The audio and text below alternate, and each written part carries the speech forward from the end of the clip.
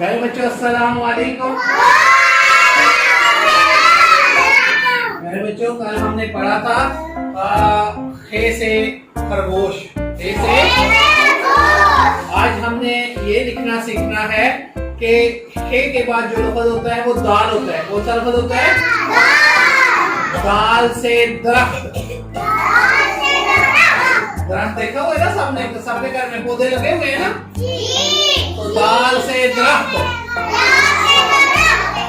दाल से दरख्त,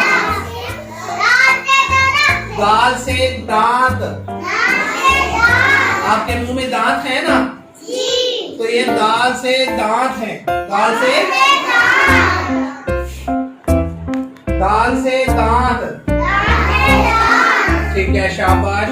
और आज हमने काउंटिंग में लिखना है 1 और उसके साथ लिखना है 3। 1 3 13। सारे बच्चे बोले 1 3 13। जो दूसरा लफ्ज हमने लिखना है वो 1 और 4। 1 4 14।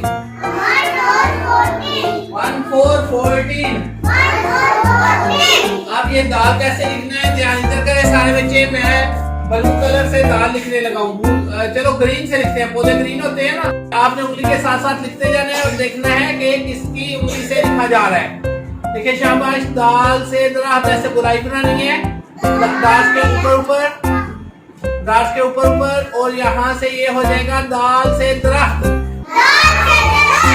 दाल ऊपर से शुरू करते हैं और नीचे तक गोलाई बनाते हैं। आगे हमने जो दूसरा लफ्ज लिखना है वो हम पर्पल कलर से लिखते हैं। ये देखें जरा, पर्पल कलर से 1 लिखा पहले, ऊपर से नीचे की तरफ बिल्कुल सीधा 1 लिखें। शाबाश, सारे बच्चे लिखें 1। और पहले 3 का जिस तरह हमने दाल लिखा है ना, बिल्कुल इसी तरह की इसकी गोलाई बनानी है। ये देखें बिल्कुल दाल की तरह लिखा है, जैसे ये दाल था इसी तरह। अच्छा, जैसे हमने दाल लिखा था वैसे ही हमने इसकी गोलाई बनाई है। और फिर हमने दोबारा से इसी तरह की एक और गोलाई बनाई है। तो ये जब मिला के लिखे तो ये 3 बन गया। क्या बन गया? 1 3 13। और इसी तरह 1 जो है ऊपर से नीचे की तरफ 1 लिखा। देखिए डार्ट के ऊपर ऊपर लिखना है, 1 लिखा। और उसके बाद यहाँ से पहले छोटी लाइन, ये देखिए ये बड़ी लाइन है और ये छोटी लाइन है। जो छोटी लाइन है वो पहले लिखनी है। छोटी लाइन लिखी, फिर आगे ले गए और फिर ऊपर से 1 की तरह पूरा लिखा। तो ये 1 4 14 बन गया। क्या बन गया?